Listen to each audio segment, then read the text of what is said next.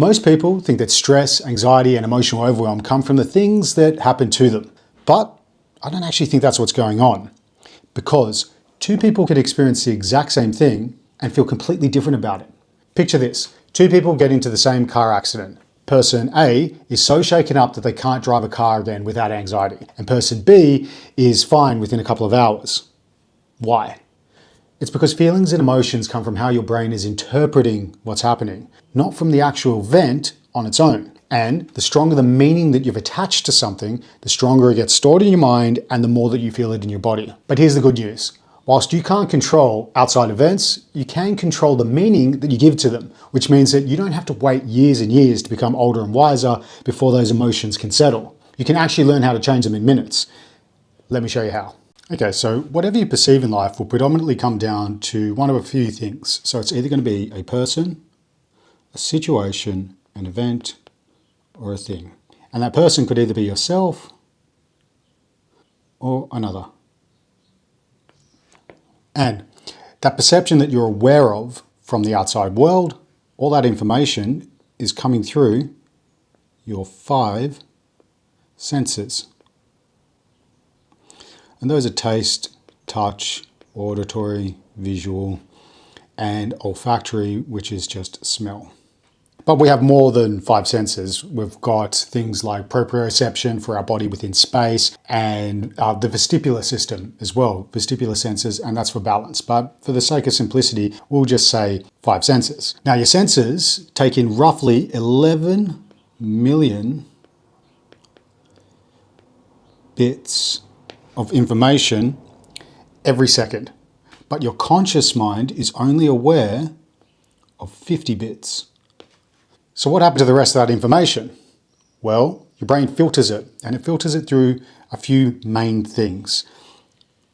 Your beliefs, your values, past experiences, and expectations. And all that information that's filtered from the outside world comes through, and your brain converts it into what's called a ratio of perceptions between negative and positive. And your central nervous system, which is essentially your brain and your spinal cord, it's known for doing that. And depending on the ratio in your perception, your body has certain symptomology that it uses to communicate with that. And these symptoms are communicated everywhere, down from neurology all the way down to the cellular level. And so every part of you actually gets that communication. You feel it. So I'll just put a quick CNS for central nervous system. But the one part that's most important to the work we do is called the autonomic nervous system.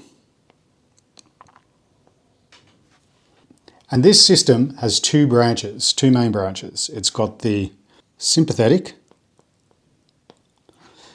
and the parasympathetic,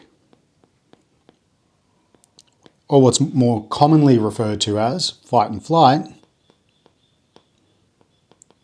and rest and digest. The sympathetic nervous system, this responds to threat. And what it does is it releases cortisol into the system and signals you with instincts to move. So you've got instincts here. To move. Now, if you think you can win against the perceived threat, you'll fight it. If you think you'll lose, you'll flight it. Psychologically though, you'll shut down.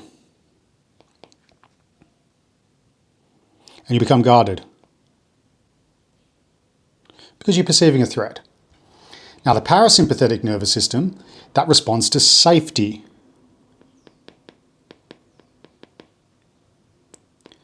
And that releases oxytocin and serotonin and signals you with impulses toward. And psychologically, you'll open up and become receptive. Because that's what oxytocin and serotonin do. They're bonding chemicals.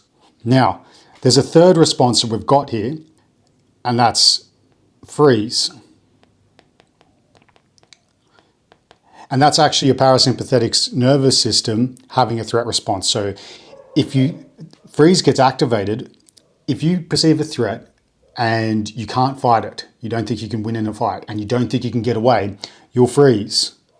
And when you freeze, what will happen is you'll psychologically dissociate from the actual moment that you're in, and you'll become unresponsive. So dissociation just means that your mind goes someplace else. You'll see and hear about this in extremely traumatic events. So the fascinating thing is with all of this is that the same event can produce completely different reactions depending on the ratio your brain assigns to it. So let's take this theory and make it real. So let's say there's a person on the outside here and say this person is your partner, and you see your partner doing something and you're experiencing a high emotional charge. And I ask you to list all of the drawbacks and all the benefits that you're aware of in that moment. And what you come up with is 8 drawbacks and only 1 benefit to you. And so your brain or your central nervous system has tagged that as a threat or negative. So it's right here, 8 to 1. That's then communicated down to the autonomics. So it goes down here to the autonomics. And because it's an 8 to 1, 8 negative, it's activated the sympathetic nervous system. And so now that's become activated. You're going to have a fight or flight response. So if you feel like, again, if you feel like you can take them on, you'll fight them. If you feel like you can't, you'll flight. You'll treat it as a threat, and you'll have instincts to either move away or move toward, but you'll shut down and become guarded psychologically. Now remember, the brain creates these ratios below the level of conscious thought. And it's based mainly on your beliefs, your values, past experiences, and your expectations. And your brain fires off these autonomics and makes these calculations. It fires off the autonomics in milliseconds before you're even aware of what triggered it. So when you feel like pulling away, defending yourself, closing down, none of that is necessarily a conscious decision. It's your brain responding to a ratio of perceptions that's created, and it's doing it faster than you can think. It reminds me of a lady who came to us who wanted to be in a relationship, but every time she got close to a man, she found herself shutting down and having this need to escape. So we went through her history form and we identified a relationship that was very significant to her that she is labeling as totally toxic, but she'd also claimed that she'd healed from. So I went a little bit deeper and asked some questions, and we revealed all of the pleasures and the pains, the benefits and the drawbacks, all of the positives and negatives that she had associated to this person and this event, this situation. Now, as you can imagine, it was completely one-sided, all negative. And that's why anytime she got near a man, she had unconscious triggers that would shut her down. And this is where psychology and physiology start feeding each other. So above the neck, we have psychology.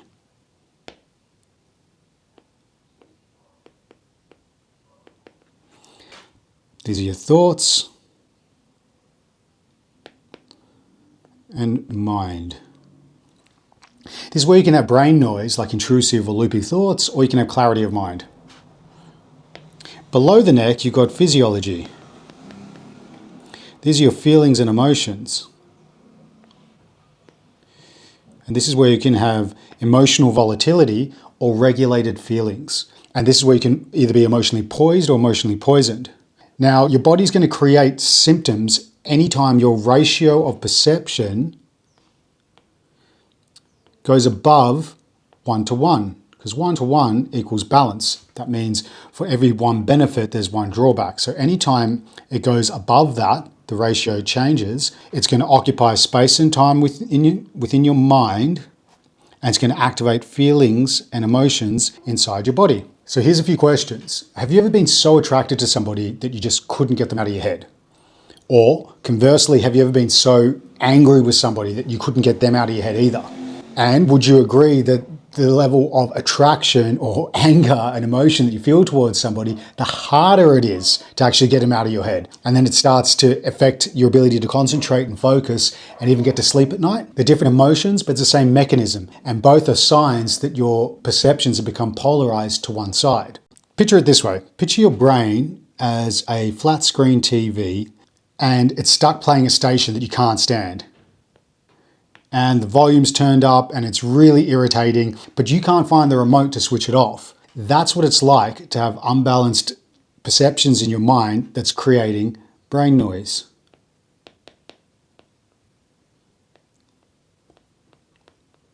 Those looping thoughts and intrusive thoughts.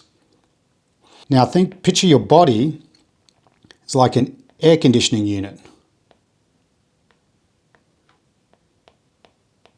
And it's stuck blowing either too cold or too hot.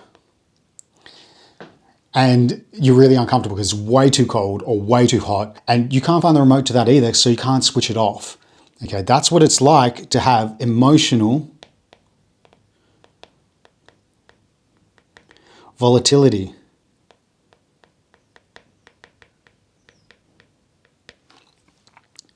So your mind sees it. Your mind sees it. Your body feels it. But your whole body's systems is trying to get your attention. And since your body's number one thing that it wants to do is restore wellness and well-being, which is called homeostasis, holding these skewed perceptions goes against this because it keeps your system activated and that wears you down over time. It's like trying to drive your car with the foot on the accelerator and one on the handbrake. Eventually, something's going to burn out. Most people spend years waiting for life to reveal the other side of an experience. More time passes, more things happen, and eventually they might be able to look back and say, okay, I'm grateful that that happened. That's hindsight.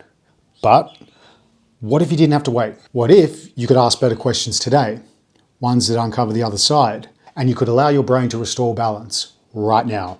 So you don't have to wait and hope that life just does it for you and that you actually see it. That's what this work is really about.